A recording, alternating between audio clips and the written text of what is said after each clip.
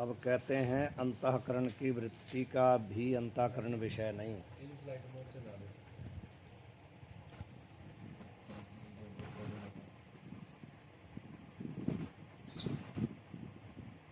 अब कहते हैं अंतःकरण की वृत्ति का भी अंतःकरण विषय नहीं। पीछे वाला यदि याद होगा तब तो समझ में आएगा, यदि कल वाला किसी को याद नहीं तो समझ में कुछ नहीं आएगा। कल क्या हुआ था याद तो है नहीं किसी को, तो मालूम नहीं है, देखा तो होगा नहीं आपने। देखा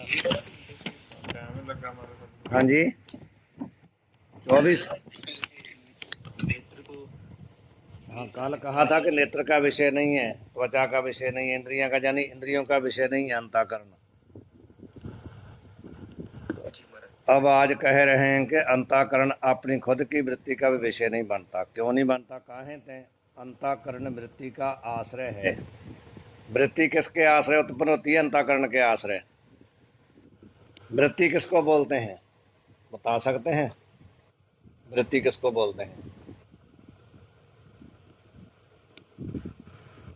बनारस की पढ़ाई का पता चलता कि आपने कितनी मेहनत की है। अंतःकरण प्रणाम वृत्ति ही, अंतःकरण के परिणाम को कहते हैं वृत्ति ही। परिणाम का अर्थ समझते हैं ना, कि परिणाम का भी अर्थ नहीं समझ आता। अंतःकरण प्रणाम वृत्ति ही, अंतःकरण प्रणाम वृत्ति ही। परिणाम का अर्थ समझते हैं कि नहीं? मनप्रीत सिंह परिणाम कई बार बताया तो है, परिणाम का अर्थ क्या होता है। फिर आप ध्यान तो देते ही नहीं, आप बीच में रखते नहीं, आप रहते नहीं बीच में। पुस्तक के बीच नहीं आप लोग रहते ना, आप अपनी वृत्ति में रहते हैं। जब तक इसमें नहीं आओगे, इसके अंदर तुम्हारी वृत्ति हर रोज नहीं होगी, तो समझ नहीं होनी। ये देख लो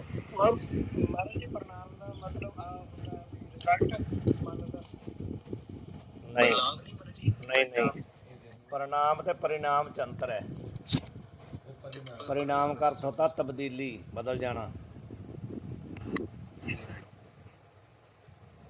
हाँ वो भी रिजल्ट भी लगा सकते हैं आप, वो भी अर्थ लग जाएगा। मतलब परिणाम का अर्थ होता बदलना, बदलना, तब्दीली होना। अंतःकरण ही बदल करके वृत्ति हो जाता है। अंतःकरण यानी बाहर आ जाता है, जो उसको वृत्ति कह देते हैं। अंतःकरण जब किसी विषय के पास चला जाता है ना, निकल के आंखों के द्वारा, जहाँ कान के द्वारा, या कैसी, उसको कह देते हैं वृत्ति। तो ये कहते हैं कि अंतःकरण जो है अपनी वृत्ति का क्यों नहीं विषय? क्योंकि अंतःकरण वृत्ति का आश्रय है, उसके आश्रय रहती है ना वृत्ति। यहाँ पे अंतःकरण अपनी वृत्ति का विषय बने नहीं, इसलिए जो उसके आश्रित रहती है वो उसको विषय नहीं कर सकती, यानी उससे सूक्ष्म है वो। जैसे अग्नि दाह का आश्रय है, सो दाह का विषय नहीं। दाह का आश्रय, दाह का विषय। आश्रय है ना, दाह का क्या है? साड़न क्रिया जो होती है, जलाना, उसका आश्रय अग्नि है, तो वो जो दाह क्रिया है वो उसको विषय नहीं कर सकती। अग्नि को विषय नहीं कर सकती वो तो उससे उत्पन्न हो रही है, उससे आश्रित रह रही है, उसको नहीं विषय कर सकती हो। जो दाह क्रिया है वो उसके आश्रित रहती है, तो उसको विषय नहीं कर सकती। किंतु अग्नि से भिन्न जो काष्ठ से आदि लेके वस्तु है, सो दाह का विषय हो गए है। तैसे अंतःकरण से भिन्न जो वस्तु है, सो अंतःकरण जन्य वृत्ति के विषय हैं, और अंतःकरण नहीं। अंतःकरण की वृत्ति अंतःकरण से भिन्न पदार्थों को विषय करती है, अंतःकरण को नहीं कर सकती, उसके आश्रित रहती है। तो ऐसे अंतःकरण के धर्म भी अंतःकरण की वृत्ति के विषय नहीं है। जैसे अंतःकरण ने विषय, उसी प्रकार अंतःकरण में क्या क्या रहते हैं? सुख दुख आदि है, जहाँ जो भी भूख प्यास है, जो प्राण है इत्यादि, जो भी उसमें धर्म रहते हैं ना, कर्तृत्व भोक्तृत्व जो भी है, उसको विषय नहीं कर सकती वृत्ति। जो इसके धर्म है, अंतःकरण को भी नहीं कर सकते, उसके धर्म को भी नहीं कर सकती, क्योंकि धर्म की वजह से तो अंतःकरण है। हाँ जी, ऐसा है। वैसे जो उसमें रहने वाले धर्म के कारण ही तो अंतःकरण है। नहीं नहीं, ऐसा उसमें ऐसा कुछ नहीं है, धर्म के आश्रित नहीं है। धर्म तो उसमें रहते हैं, धर्मों का वही आश्रय है। अंतःकरण तो स्वयं अपने आप मतलब जो है वो पैदा हुआ है ना, पंचीकृत पंचभूतों से। अपंचीकृत पंचभूतों से वो पैदा हुआ है। अपंचीकृत पंच महाभूत जो उनके सत्वंश से पैदा हुआ है। अपंचीकृत पंच महाभूतों के सत्वंश से पैदा हुआ है, मिले हुए से, अकेले अकेले के नहीं। अपंचीकृत पंच महाभूतों के अकेले अकेले सत्वंश से 5 ज्ञानेंद्रिय पैदा हुए हैं और अपंजीकृत पंच महाभूतन के मिले हुए सत्वंश से अंतःकरण पैदा हुआ है और अपंजीकृत पंच महाभूतों के रजोवंश से अकेले अकेले से कर्मेंद्रिय और सबका मिलकर के रजोवंश प्राण। ये भी सब याद करना पड़ता है। जब पंचीकरण आ गया आएगा तब उसमें सब आएगा ये। तो कह रहे क्यों नहीं विषय काहे थे, अंतःकरण को विषय करने वास्ते जो अंतःकरण की वृत्ति होवे तो अंतःकरण के धर्म जो सुखाद के तिनको भी विषय करे। यदि वह वृत्ति अंतःकरण को विषय करे तब तो उसमें रहने वाले सुख दुख आदि को विषय करे। उसको ही नहीं विषय करती तो धर्म को कैसे करेगी। सो अंतःकरण को विषय करने वाली वृत्ति तो अंतःकरण के सन्मुख होवे नहीं, वो तो उसके सन्मुख आती नहीं। यहाँ ते अंतःकरण के धर्म भी अंतःकरण की वृत्ति के विषय नहीं। और यह नियम है जो वृत्ति के आश्रय से किंचित दूरी वस्तु हुए सो वृत्ति का विषय होवे है।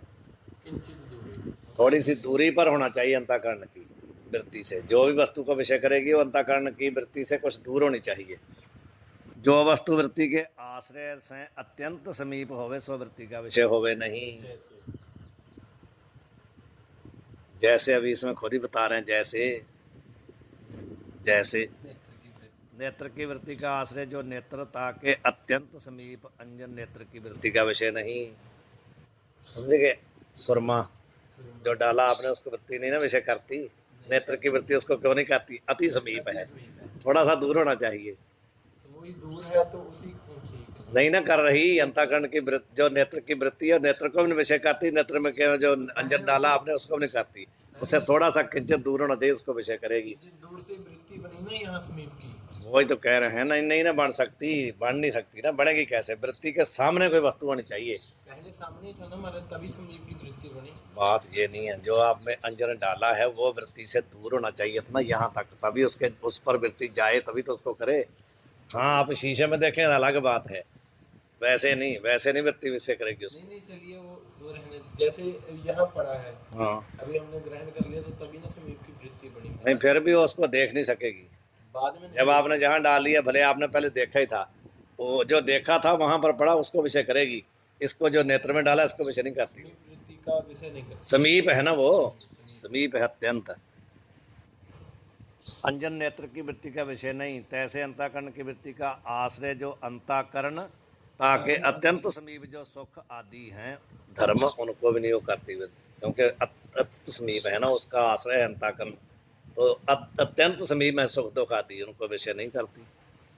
सो अंतःकरण की वृत्ति के विषय बने नहीं बनते, वो ना धर्म ही बनते हैं ना अंतःकरण ही बनता है वृत्ति का विषय। इस रीति से धर्म सहित अंतःकरण का इंद्रिय तय अथवा अपने तय भान बने नहीं, किंतु साक्षी के विषय है।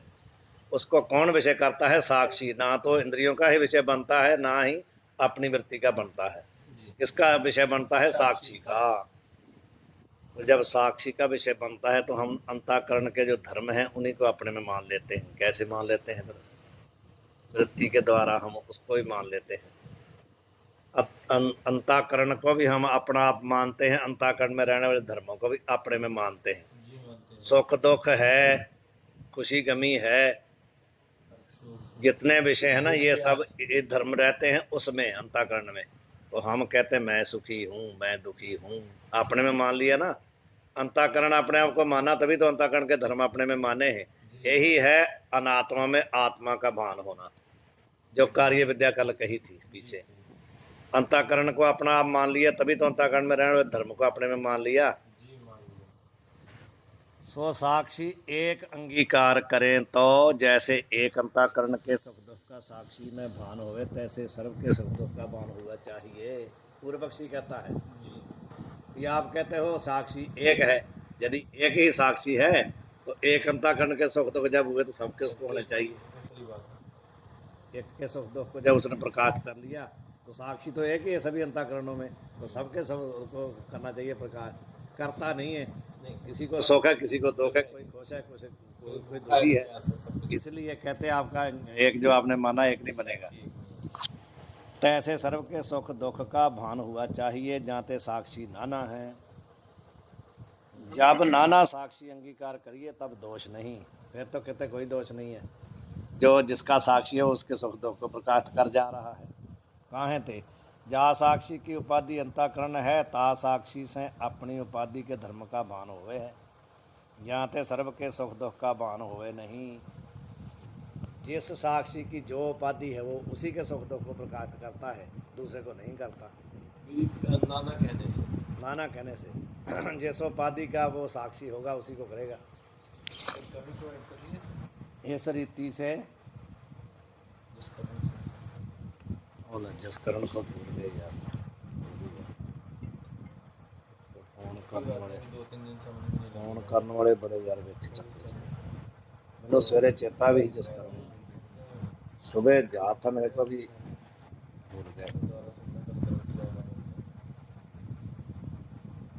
सुबह याद था मेरे को, कोई बात नहीं महाराज जी, अभी एक दो दिन उन्होंने थोड़ा सा विषय समझा उसने पकड़ा है, उसने पढ़ा है पूरा, पहले अच्छा पूरा पढ़ा है उसने। तो पकड़ेगा कि नहीं पकड़ेगा, उठाएगा कि नहीं उठाएगा पता नहीं। चलिए कोई बात नहीं, आ जाएगा। तो ये हो गया, इसकी टिप्पणी कोई है? हाँ जी है। यद्यपि हाँ? यद्यपि से ही है मेरा। यद्यपि गृही का मध्य जैसे अंधकार का आश्रय है और विषय भी है। आपका घर है ना, तो घर का जो मध्य वाला भाग है, घर का जो मध्य वाला भाग है ना, बीच वाला, वो कहते हैं भाई अंधकार का आश्रय है। अंधकार किसके आश्रित है? मध्य भाग के आश्रित अंधकार है ना घर में। तो जब वो आश्रय है, आश्रय भी है और विषय भी है। आश्रय भी है अंधकार का और विषय भी होता है। अंधकार के साथ उसको विषय होता है ना, हम उसको भी देख लेते हैं, अंधकार को भी देख लेते हैं और आश्रय को भी देख लेते हैं। चेतन अज्ञान का आश्रय है और विषय भी है।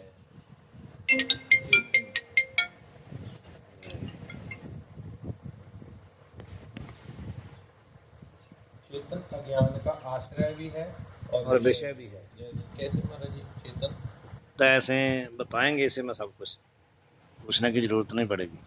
अंतःकरण वृत्ति का आश्रय है तो भी वृत्ति का विषय होवेगा।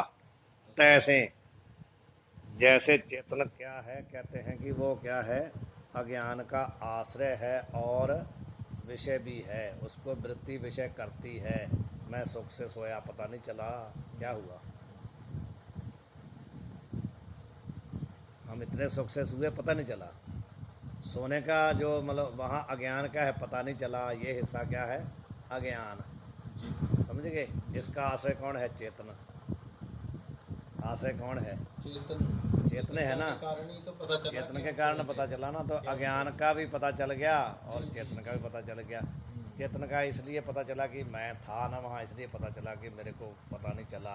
मेरे को पता नहीं चला, इसका किसने पता बताया? चेतन ने। चेतन है। तो ये कह रहे हैं जैसे चेतन जो है अज्ञान का आश्रय है और विषय भी है, तैसे अंतःकरण वृत्ति का आश्रय है तो भी वृत्ति का विषय होवेगा। फिर भी उसी तरह कहते हैं, उसी तरह अंतःकरण भी वृत्ति का आश्रय भी है और उसका विषय भी होएगा। तथापि यहाँ में यह रहस्य है। इसमें रहस्य क्या है? गृह के मध्य और अंधकारादिक की न्यायी यह आश्रय अरु आश्रित का भेद है। ये कहते हैं गृह के मध्य में अंधकार आदिक, आदिक की न्यायी, और आदिक मतलब ग्रह में और भी वस्तु पड़ी हैं, जैसे अंधकार है और भी वस्तु पड़ी हैं वहाँ। तो कहते हैं उसकी न्यायी यहाँ आश्रय और आश्रित का भेद है। वहाँ और यहाँ का कहते हैं भेद है। आश्रय और आश्रित दोनों का भेद है। एक आश्रय, एक उसके आश्रित रहने वाला आश्रित, दोनों का भेद है। क्या है? तहाँ तो एक ही वस्तु आश्रय और विषय हुए हैं। तहाँ कहाँ? गृह के मध्य अंधकार और अंधकार का आश्रय जो मध्य है, वो कहते हैं वहाँ तो एक ही वस्तु आश्रय और विषय हुए हैं। एक ही वस्तु आश्रय भी है और विषय भी है। आश्रित नहीं है, अंधकार उसके आश्रित है ना। उसके आश्रित तो है वहाँ, तो दिखती नहीं। अलग कहाँ है? मध्य को हटा, अलग दिखेगी नहीं ना, दिखेगी नहीं अलग, एक ही चीज आश्रय होएगी। वहाँ अंधकार ही अंधकार दिखता और तो कुछ दिखता ही नहीं है। हटाने से वहाँ जमीन थोड़ी दिखती है, कोई घर थोड़ी दिखता है, अंधकार ही दिख रहा है। मध्य में तो हमारे किसी चीज के मध्य में ना, जैसे माना इसी के मध्य में लगा लो आप। इसके मध्य इस मध्य में जब आप इसके मध्य में जो अंधकार ही अंधकार दिखेगा और कुछ दिखेगा ही नहीं आपको। जब जहाँ अंधेरा होगा तो और कुछ नहीं आपको, कोई दीवार कोई पंखा कुछ दिखेगा ही नहीं, केवल अंधकार ही दिखेगा। ऐसे ही ये जो हमारा आंगन है, आंगन में रात को बिजली ना हो कुछ ना हो तो आपको केवल अंधकार ही अंधकार दिखेगा। क्या कमरा है, क्या गुरुद्वारा, कुछ नहीं दिखेगा ना। कहते एक ही वस्तु वहाँ विषय होती है, वही आश्रय। और जहाँ अग्नि और दाह की न्यायी, यहाँ क्या है, अग्नि और दाह दोनों अलग अलग है। और आश्रित का भेद नहीं तहाँ, यहाँ कहते अग्नि और दाह की न्यायी। दाह में जलाना ना मारे। हाँ, जलाना क्रिया। वहाँ कहते वहाँ भी एक ही होता है। जैसे मानो एक लोहे का एक टुकड़ा है जी, उसको आपने भट्टी में गर्म किया अच्छी तरह, जी, तो जब भी वो आपके कहीं किसी अंग पे लग जाए तो आपका अंग सड़ जाता, तो आप क्या कहते हैं? आप क्या कहते हैं? जल गया। जल गया। किसने जलाया? जैसे चाय आपके ऊपर पड़ गई तो आपने क्या कहा? जल गया। जलाए, चाय ने जला दिया। जी, तो चाय ने जलाया कि अग्नि ने जलाया? वहाँ वो वस्तु के कारण जला ना मारे। नहीं नहीं, उसमें जलाने का कार्य किसका है? जलाने का तो अग्नि का है। तो फिर वहाँ अग्नि ने जलाया, आप कहते चाय ने जला दिया, क्योंकि वहाँ दोनों एक ही हो चुके हैं ना। अग्नि और चाय का पता नहीं ना चलता। आप कहते चाय ने जला दिया। लोहे का टुकड़ा लाल आपके लग गया तो आपने क्या कहा? लोहे ने जला दिया। लोहे ने कहाँ जलाया? लोहा कभी जलाता नहीं, वो तो इसका धरती का भाग, इसलिए जलाने की उसमें क्रिया है नहीं है। उसमें वैसे लोहा पड़ा तो कहाँ जलाता है आप? अग्नि की तादाद में तो होने के, लेकिन बात वही है ना, फिर भी आप कहते लोहे ने जला दिया, लोहा लग गया हमारे जहाँ। लेकिन महाराज जी है तो जलाया तो अग्नि ने, जलाया तो अग्नि ने ना, इसलिए कहते वहाँ दाह और अग्नि दोनों एक हो चुके हैं। अच्छा, इनका कहते वहाँ वही कह रहे हैं, यहाँ अग्नि और दाह की न्यायी, आश्रय और आश्रित का भेद नहीं तहाँ आश्रय और विषय एक होवे नहीं। यहाँ कहते दोनों का भेद नहीं ना, जी नहीं, वहाँ पर कहते हैं आश्रय और विषय एक होवे नहीं। आश्रय अलग होता है, आश्रय और विषय, आश्रय और विषय। अच्छा, आश्रय और आश्रिता के में भेद नहीं है। जहाँ दोनों का भेद नहीं, वहाँ पर आश्रय और विषय अलग अलग होते हैं। आश्रय अलग होता है, विषय अलग होता है। जी, जानते अंतःकरण ते वृत्ति का भेद नहीं, दोनों एक है ना। तांते अंतःकरण वृत्ति का उपादान आश्रय है, परंतु विषय बने नहीं बनता ना। वहाँ पर जैसे मैंने बताया आपको कि लोहे के टुकड़े में विषय कौन हो रहा है? लोहे का टुकड़ा। जी, लेकिन जला कौन रहा है? अग्नि।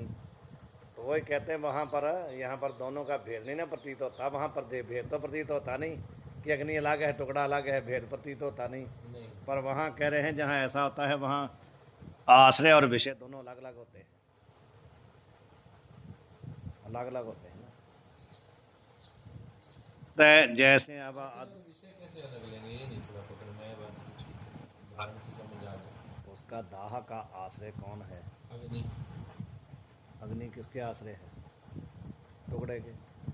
अग्नि उसके आश्रय है। कहाँ रह रही हो? कहाँ रहेगी? टुकड़े के बिना कहाँ रहेगी वो? जो लोहा है, लोहे के आश्रित है, और कहाँ है अग्नि? लोहे को तो पहले था ना, लोहे को तो जलाया है हमारा। जलाया कहाँ? लोहा तो अभी भी है। अभी ठंडी हो जाएगी तो लोहा फिर खत्म थोड़ी हो गया। लोहा तो है अभी भी, थोड़ी देर रख दो तो ठंडा हो जाएगा, तो फिर भी लोहा तो है ना। फिर उसमें अग्नि उसके आश्रित है ना वो अग्नि, अभी उसके आश्रित हो चुकी है। उसका आश्रय है लोहा वहाँ पर। वो दोनों एक दूसरे का आश्रित है। समझ गए ना? अग्नि जो है वो अपने आश्रित, अपने स्वयं नहीं है, वो उसके आश्रित है, लोहे के आश्रित। तो जहाँ कहते हैं ऐसा होता है ना। नहीं, मैं ये समझना चाह रहा हूँ महाराज जी, भी जैसे लकड़ी में आग है बोलते हैं, अभी यहाँ बताया था ना, गृह के मध्य और अंधकारादिक की न्यायी, जहाँ आश्रय और आश्रित का भेद है, मध्य और अंधकार, गृह का मध्य भाग और अंधकार दोनों का कहते भेद है ना। तहाँ तो एक ही वस्तु आश्रय और विषय हुए है, वहाँ तो एक ही हो रहा है, केवल वही बता रहे हैं। और जहाँ अग्नि और दाह की न्यायी, यहाँ उल्टा है दृष्टांत। अग्नि और दाह, अग्नि और दाह दोनों अलग अलग नहीं। जब तक अग्नि है तब तक दाह है, एक है ना वो, अलग नहीं ना है। जैसे कल मैंने बताया था फूल का और उसके नील का। जब तक नील है तब तक फूल है, जब तक फूल है तब तक नील है। तो तो ये कह रहे हैं कि जहाँ अग्नि और दाह की न्यायी आश्रय और आश्रित का भेद नहीं होता ना, एक ही होते हैं दोनों, तहाँ आश्रय और विषय एक हो गए, वहाँ पर नहीं होता। जहाँ भेद होता है वहाँ ऊपर बताया था अंधकार का और मध्य भाग का भेद है, तो इसलिए वहाँ उन्होंने बताया था कि वहाँ आश्रय आश्रय और विषय हो, वहाँ वहाँ बताया था कि आश्रय और आश्रित का भेद है, तहाँ एक ही वस्तु आश्रय और विषय हुए है। वहाँ बताया था। जहाँ भेद होता है वहाँ एक ही वस्तु होती है, जहाँ अभेद होता है वहाँ पर कह रहे हैं भी वहाँ पर आश्रय और विषय एक नहीं होते, दोनों अलग अलग होते हैं। जानते अंतःकरण ते वृत्ति का भेद नहीं, तांते अंतःकरण वृत्ति का उपादान आश्रय है परंतु विषय नहीं। समझ गए? यहाँ अभेद होता है वहाँ आश्रय और विषय दोनों दोनों अलग होते हैं। जहाँ भेद है वहाँ अलग अलग नहीं होते, एक ही वस्तु आश्रय और विषय है। जैसे अब दूसरी टिप्पणी बता रहे हैं, ये था कि जो उपराया था ना अंतःकरण का इंद्रिय ते अथवा अपने ते भान बने नहीं, उसकी टिप्पणी है। जैसे नेत्रेंद्रिय अपने ते दूर स्थित अन्य सर्वरूपवान वस्तुओं को प्रकाशता है परंतु अपने अंधत्व मंधत्व पटुत्व रूप धर्म सहित आपको प्रकाशता नहीं। इंद्रिय अपने आप को भी नहीं प्रकाशित करता, और इंद्रिय में जो रह रहे हैं ना धर्म, मानो हमारी आंखें हैं उसमें मंधत्व आ गया, मंद होगी नजर हमारी, मंधत्व आ गया, उसमें पटुत्व आ गया, बहुत तेज देखती है तो पटुत्व आ गया। इन धर्मों को भी प्रकाशित नहीं करता नेत्र इंद्रिय, और अपने नेत्रों को भी नहीं, अपने आप को भी नहीं प्रकाशित करता, किसी को भी नहीं करता, दोनों को नहीं करता। ना अपने आप को, ना अपने आप को करता है और ना ही मंदत्व आने से तो चलिए माना जाता है। सब कट गया यार बीच में, आज बड़ा चक्कर। मंदत्व तो समझ में आ जाए, तत्व तेज होने से बीमार है जी। बहुत तेज जब होती, पटु क्यों कहते हैं किसी को, बहुत पटु है, बहुत तेज है, तो हमारी आंखें नज़र बहुत तेज होती है, ज़्यादा होती है नज़र जिस समय जी। ऐसे जैसे आपकी हमारी अभी आंखें, मंदत्व आ गया ना, अपने उपनेत्र क्यों लगाया, मंदत्व आ गया हमारी, और इनके नहीं लगा तो इनके पटुत्व है। तो ना ही इंद्रिय अपने आप को प्रकाशित कर सकता है और ना ही मंदत्व पटुत्व धर्म को प्रकाशित कर सकता है, किसी को नहीं कर सकता। हाँ जी महाराज, अब तो विचार सागर चल रहा है। और नेत्र, खालसा फतेह वाहिगुरू। नेत्र देश में स्थित जो अंतःकरण सो उक्त धर्म सहित नेत्र को प्रकाशता है। ये कहते हैं भाई इंद्रियां नहीं वहाँ प्रकाशित करती अपने आप को भी, और ना ही अपने धर्मों को। और नेत्र देश में स्थित जो अंतःकरण प्रकाशित कौन करता है, नेत्र देश में स्थित जो अंतःकरण सो उक्त धर्म सहित नेत्र को, वो अंतःकरण प्रकाशित करता है धर्मों के सहित नेत्र को, बताता है कि ना हमारे को कम दिख रहा है, ये बताता हमारे को बहुत ज़्यादा दिखता है, हमको ये कौन प्रकाशित करता है, अंतःकरण। इंद्रिय स्वयं को ना इंद्रिय नहीं कर सकती। तो ऐसे अंतःकरण भी अपने ते भिन्न सर्व जड़ वस्तु को प्रकाशता है परंतु अपने आप को प्रकाशित नहीं कर सकता, जड़ है ना। जड़ है। परंतु सुख दुख आदि धर्म सहित आपको प्रकाशता नहीं, किंतु साभास अंतःकरण विषय आरूढ़ जो साक्षी, साभास अंतःकरण समझे हैं, साभास अंतःकरण का मतलब आभास सहित अंतःकरण। आभास का अर्थ क्या है, प्रतिबिंब, जो चेतन का प्रतिबिंब अंतःकरण में पड़ रहा है उसको बोलते हैं आभास। आभास सहित है साभासा, समझ गए। आभास के सहित जो अंतःकरण है उसमें आरूढ़, एक तो हुआ आभास सहित अंतःकरण, और उस अंतःकरण में आरूढ़ उसमें रहने वाला कौन है, जो साक्षी है, सो धर्म सहित अंतःकरण को प्रकाशता है। साक्षी चेतन भी वही है, अंतःकरण विशिष्ट दोनों ही वही हैं, अंतःकरण में ही हैं दोनों जी। एक का अंतःकरण विशेषण है, दूसरे का उपाधि है, चेतन दोनों वही हैं। उपाधि बताया था ना, जैसे आकाश की घाट उपाधि है, तो बात है। अवकाश का घट के साथ कोई मतलब नहीं है। उसी प्रकार एक चेतन ऐसा है जिसका अंतःकरण विशेषण होकर के जीव कहला रहा है, उसको हम बोलते हैं कि वो उसके विशिष्ट है, उसके सहित है। और जो साक्षी है वो अंतःकरण विशिष्ट नहीं है, वो निर्लेप है। वो अंतःकरण विशिष्ट जो चेतन है, दोनों का ही, अंतःकरण का विशिष्ट चेतन का, दोनों का आश्रय है साक्षी, समझ गए। वो साक्षी आश्रय है उनका, वो प्रकाशित करता है अंतःकरण के धर्मों को।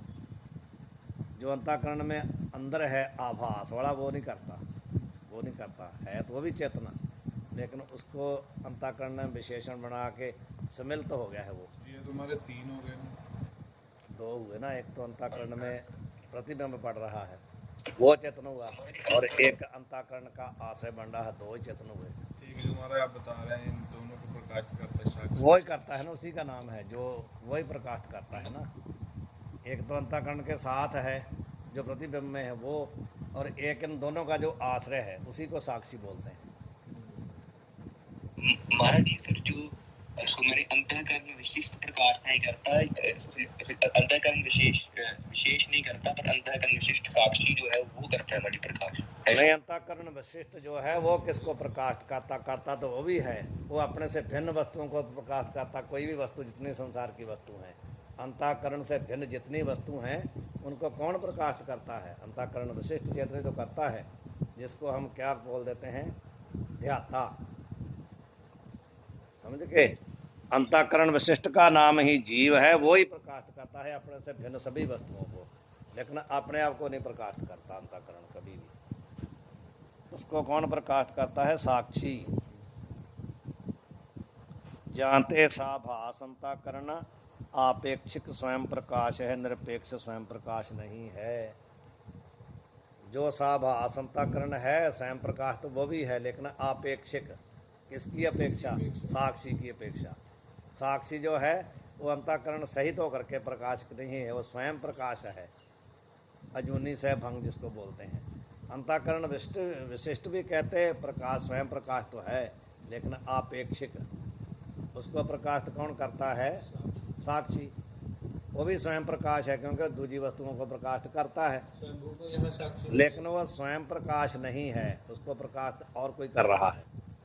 तो फिर स्वयंभू क्या है? साक्षी। साक्षी को कौन? हमारा साक्षी तो है, नहीं, चेतन को साक्षी प्रकाशित कर रहा है। दो है ना। एक साक्षी के बाद एक तो साभास अंतःकरण है जी, उसका प्रकाश कौन है? साक्षी। और साक्षी को कोई प्रकाश नहीं करता, वो स्वयं प्रकाश है, निरापेक्ष। लिखा ना? हाँ जी, हाँ जी, बोलो।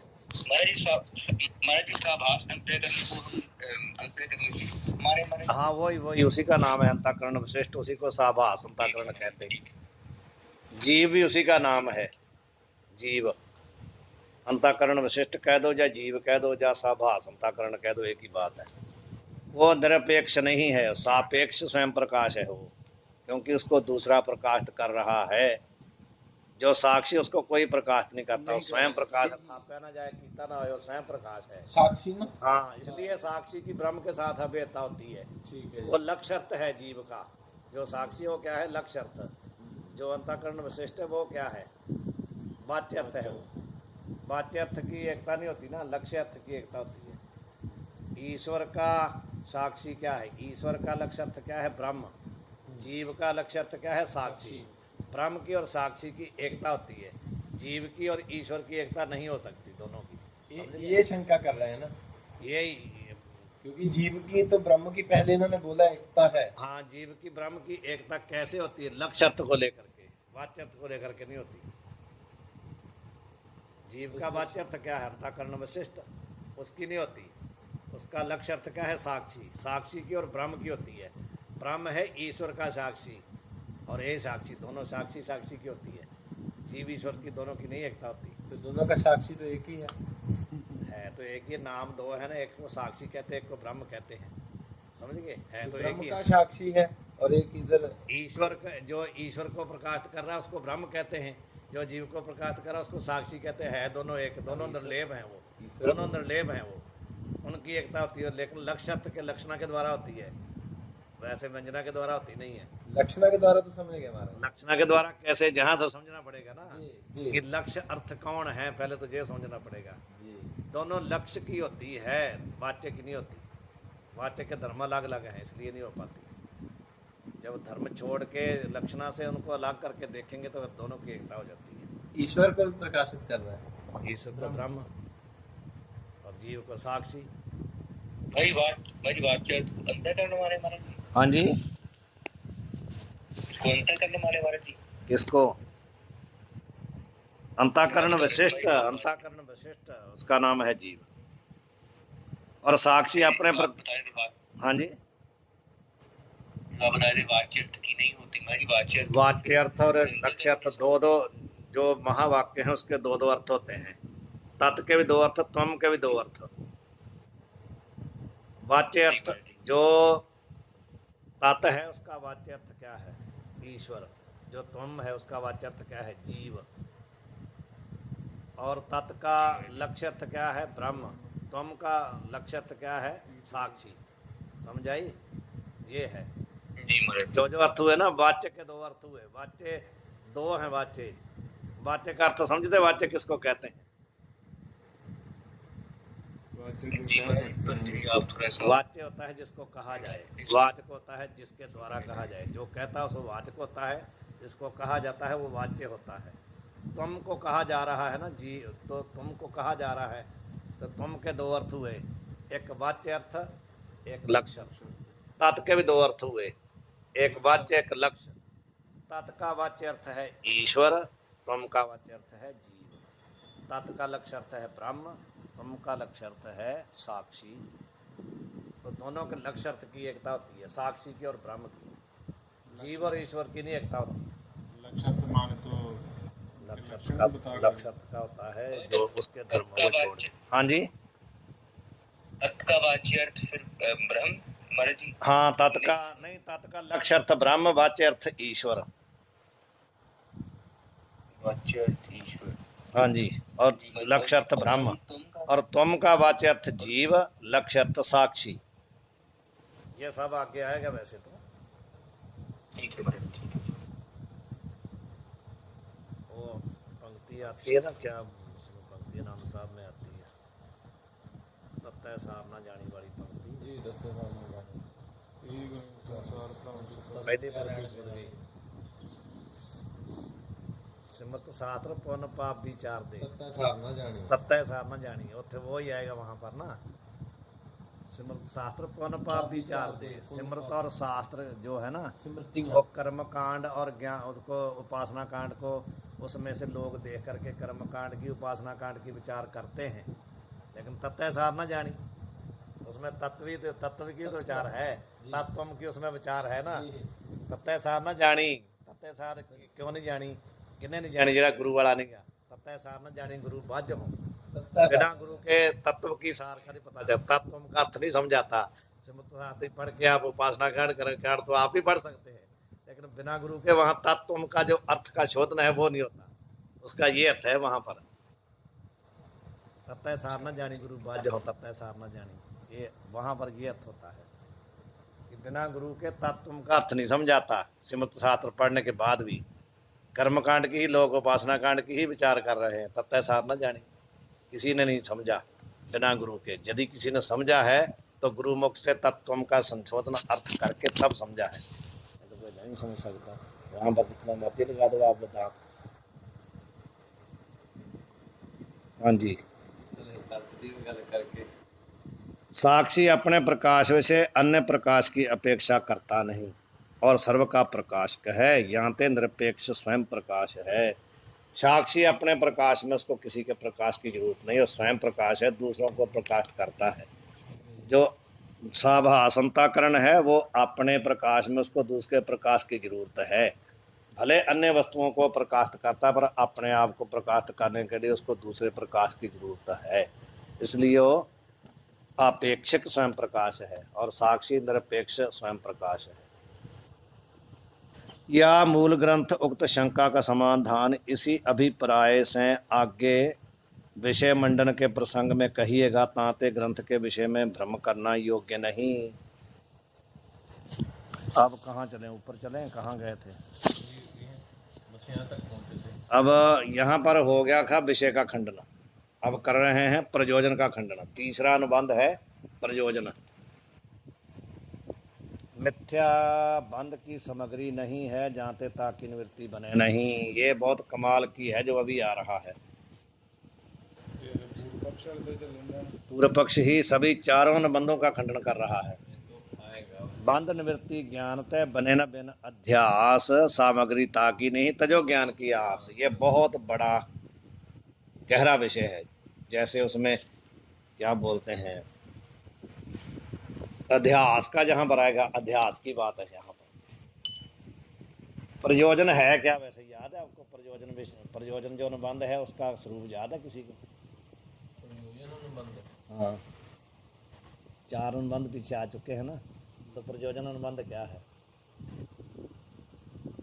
जब तक उपस्थिति आपको नहीं है पीछे वाली, तब तक कुछ नहीं होने वाला। विषय अनुबंध क्या है? विषय का लक्षण पता है क्या है?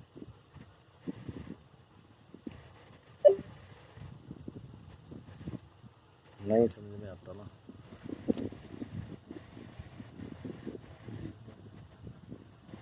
चलो इसी में पढ़ो। बंध निवृत्ति ज्ञान तय बने न बिन अध्यास। कहते हैं कि ज्ञान से, आपने कहा कि जो बंध है ना, अनर्थ है, उसकी निवृत्ति होती है। बंधन की, अनर्थ की निवृत्ति किससे होती है? ज्ञान से। तो ज्ञान से कहते हैं वृत्ति जो निवृत्ति आप मानते हैं ना, बिना अध्यास के नहीं हो सकती। पहले अध्यास होगा आपको, तब आपको ज्ञान से। पहले आपको सर्प, रज्जू में सर्प का अध्यास हुआ। जब तक आपको अध्यास ही नहीं है उसमें सर्प का, तो ज्ञान की निवृत्ति ज्ञान से होने का कोई प्रश्न ही नहीं। जब तक आपको रस्सी में सर्प दिख ही नहीं रहा, तो फिर उसकी निवृत्ति कहाँ से? नहीं ना होगी। तो पहले अध्यास जरूरी है, तभी आप ज्ञान से द्वारा निवृत्ति हो सकती है। जब अध्यास ही नहीं है तो निवृत्ति का कोई प्रश्न ही नहीं है। यही कह रहा है कि बंध निवृत्ति ज्ञान ते बने ना बिना अध्यास। बिना अध्यास के बंध की निवृत्ति ज्ञान से नहीं बनती। ज्ञान का प्रयावाची शब्द ले लेंगे अध्यास को। नहीं, अध्यास का मतलब भ्रांति, भ्रांति, अज्ञान का कार्य है वो। असामग्री ताकि नहीं तजो ज्ञान की आस। तो अध्यास की कहते कोई सामग्री नहीं है, तो इसलिए ज्ञान होना ही नहीं है। आप ज्ञान की आस ही छोड़ दो। पूर्व पक्षी कहता है हो ही नहीं सकती। अहंकार से आदि लेके जो अनात्म वस्तु हैं सो बंध कहिए हैं। बंध की परिभाषा ये सब याद रखा करो। अब कल को कोई आपको पूछ ले बंध किसको कहते हैं, अनर्थ किसको कहते हैं, जगत किसको कहते हैं, सब एक ही पर्यायवाची है, उनका एक ही यही अर्थ है। भाई अहंकार से लेकर के जितना जगत का जितना पदार्थ है सबको क्या कहते हैं? बंध। उसी को अनर्थ भी कहते हैं, जगत भी कहते हैं, सृष्टि भी कहते हैं, सब उसी के ही हैं। अर्थ यही है कि अहंकार से शुरू करके जितनी संसार की वस्तुएं हैं सबको कहते हैं बंध। सो बंध जो अध्यास रूप होवे तो ज्ञान ते निवृत्त होवे। जो बंध है यदि यह अध्यास रूप हो तो फिर इसकी ज्ञान से निवृत्ति मानी जाए। और अध्यास रूप नहीं होवे तो ज्ञान ते निवृत्त होवे नहीं, फिर नहीं हो सकता। जब ये बंध अध्यास रूप नहीं है तो ज्ञान से निवृत्ति का मतलब ही कोई नहीं। काहे थे? ज्ञान का यह स्वभाव है। ज्ञान क्या करता है? जा वस्तु का ज्ञान होवे ताके विषय अध्यास और अज्ञान तिनको दूर करे है। ज्ञान क्या करता है? जिस वस्तु का ज्ञान होता है ना, वो ज्ञान क्या करता है? ज्ञान जो ज्ञान है वो क्या करता है? जिस वस्तु का ज्ञान होता है ना, उस वस्तु के विषय में जो किसी को अध्यास हो या अज्ञान हो, उसकी निवृत्ति करता है। दोनों चीज़ों की, अध्यास की और अज्ञान की, दोनों चीज़ों की। जैसे सर्प और सर्प का ज्ञान, वहाँ पर दोनों का अध्यास है, वहाँ पर दोनों अध्यास है। धर्मा विषयाध्यास, अर्थाध्यास और धर्माध्यास। नहीं, अर्थाध्यास, ज्ञानाध्यास, ये सब विचार चंद्रोदय में आज 6 प्रकार का अध्यास। वहाँ पर विषय का भी अध्यास है, विषय के ज्ञान का भी अध्यास है। अर्थ का अर्थ क्या है? विषय, अर्थाध्यास। अर्थ किसको कहते हैं? विषय को। अर्थाध्यास, सर्प का अध्यास। और ज्ञानाध्यास, सर्प के ज्ञान का अध्यास। सर्प भी भ्रांति और सर्प का ज्ञान भी भ्रांति है, वहाँ दोनों ही भ्रांति है ये कह तो वहाँ अज्ञान भी है और भ्रांति और भ्रांति भी है। तो वहाँ जब आपको रस्सी का ज्ञान हो जाएगा तो क्या होगा, भ्रांति भी हट जाएगी और ज्ञान भी हट अज्ञान भी हट जाएगा। ज्ञान से ज्ञान से जैसे जेवरी का ज्ञान वही दे दिया उन्होंने, जेवरी का ज्ञान, जेवरी विषय सर्प अध्यास को और जेवरी के ज्ञान को दूरी करे है। हमने देखा नहीं था, वैसे ही विचार कर रहे थे। भ्रांति का विषय जो मिथ्या वस्तु और भ्रांति ज्ञान का नाम अध्यास है। अध्यास किसको कहते हैं, ये अध्यास की परिभाषा भी यहाँ आ गई बंद की। यही वस्तु, यही जो चीज़ें होती हैं ना पढ़ते समय अपनी कॉपी में लिखने वाली होती हैं, लेकिन आप तो पाठ विचारते ना दूसरे दिन यहीं खोलते हो ना पुस्तक, ऐसे नहीं होगा ना। जब दिन में विचारोगे तो ये अपनी कॉपी में लिख के तब कंठ करोगे। बंद किसको कहते हैं, अध्यास किसको कहते हैं। जैसे कल आया था कितने प्रकार की अविद्या है, वो सब ताप कितने प्रकार का अध्यात्म है, अधिदेव है, अधिभूत है, वो सब याद रखनी पड़ती। कितने क्लेश हैं, कल क्लेशों के बारे आया था। ये सभी वस्तुएं साथ साथ में आप पुस्तक में लिख लोगे ना अपनी कॉपी में, तो कल को कथा करने में ये काम आती है। प्रकरण यहाँ बनते हैं महाराज, प्रकरण बाद में नहीं बनाए जाते। जो लोग कथावाचक बनते हैं प्रकरण यहाँ से बनाने शुरू करते हैं। जब यहाँ पर आ गई बात बंद, उन्होंने लिख लेंगे ऊपर कॉपी के, बंद लिख दिया हमने। बंद किसको कहते हैं, आज इस ग्रंथ में बंद का जो आया लक्षण हमने लिख दिया। कल को कोई और ग्रंथ पढ़ेंगे उसमें जो बंद का आएगा उसी प्रकरण में फिर लिख देंगे। क्लेश कितने प्रकार के उसमें लिख दिए जो इसमें आए हैं, किसी और ग्रंथ में उनकी जो परिभाषा आएगी वो लिख लेंगे। तो ऐसे प्रकरण बन जाते हैं ना। तो बाद में कल को आप कहीं भी आपको किसी ने विषय दे दिया कि बंद के बारे में बोलना है, आपने अध्यास के बारे में बोलना है, तो आपके पास प्रकरण बना होगा, उसको पढ़ेंगे आप तो जाके बोल देंगे। और अकेला कॉपी में नहीं, अपने अंदर भी बैठा होना चाहिए। और कॉपी का कॉपी में ही रह जाता है।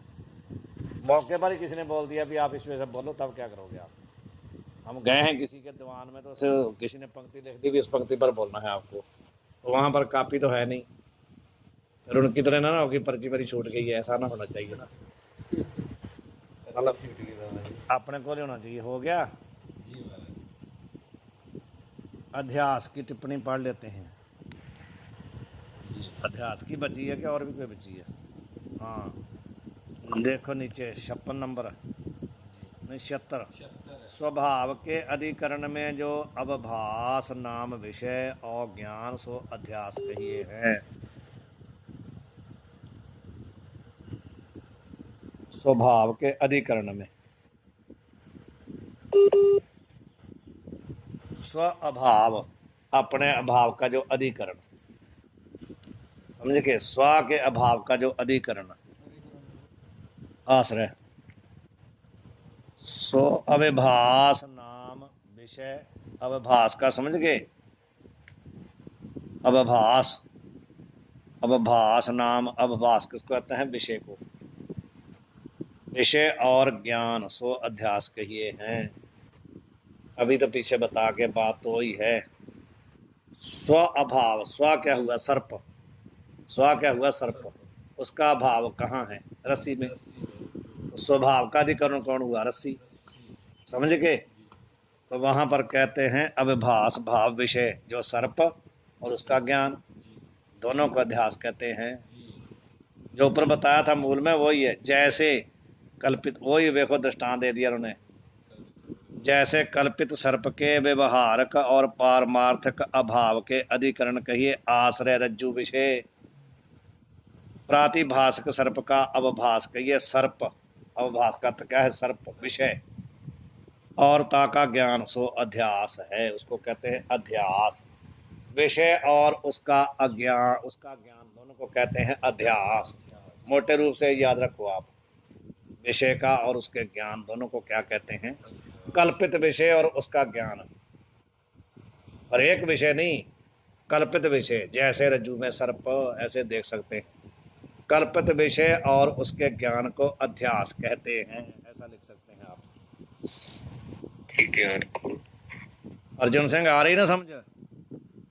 हाँ जी महाराज जी। कल्पित विषय और उसके ज्ञान को कहते हैं अध्यास।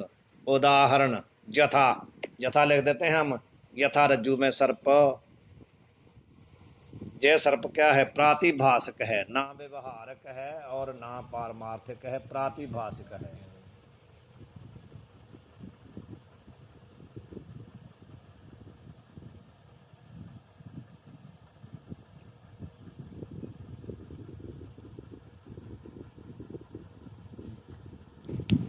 ये तो हो गया दृष्टांत। अब मूल में ऊपर बता रहे हैं तैसे, जैसे के बाद तैसे, तैसे जाके से चलेगा ना, जाके विषय में वस्तु मिथ्या नहीं है, अध्यात्म जाके विषय जो वस्तु मिथ्या नहीं किंतु सत्य है, ताकि ज्ञान से निवृत्ति होवे नहीं। जी नहीं ना होती। जी जाके विषय जो वस्तु मिथ्या नहीं किंतु सत्य है, ताकि ज्ञान से निवृत्ति होवे नहीं। जैसे आत्मा में अनात्मा, अनात्मा में आत्मा, आत्मा में अनात्मा में क्या है? आत्मा। आत्मा में अनात्मा का नहीं, अनात्मा में जो आत्मा का आपको भ्रांति हो रही है ना, आत्मा अनात्मा में कल्पित नहीं है, अध्यस्त नहीं है। आत्मा में तो अनात्मा कल्पित है, परंतु अनात्मा में भाव जगत में जो आत्मा है वो कल्पित नहीं है। जगत को कहते हैं अनात्मा, बंध का नाम ही अनात्मा है। जी अनात्मा में जो आत्मा की प्रतीति है ना, आपको उसकी भ्रांति हो रही है ना, वो कहते हैं वहां पर कल्पित नहीं है। इसलिए जब कल्पित नहीं तो उसकी निवृत्ति भी नहीं होगी अनात्मा, आत्मा की।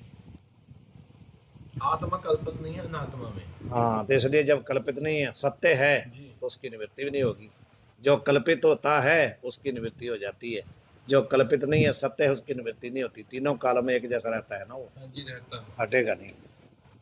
तैसे बता रहे हैं, तैसे आत्मा विषय अहंकार से आदि लेके बंध जो अध्यास कहिए, मिथ्या होवे तो ज्ञान से निवृत्ति होवे। ये पूर्व पक्षी कह रहा है। जी जी जी उसी प्रकार कहते हैं आत्मा में अहंकार से लेकर के जितना जगत रूपी बंध है, यदि वो कहते हैं मिथ्या हो तो ज्ञान से निवृत्ति होनी चाहिए।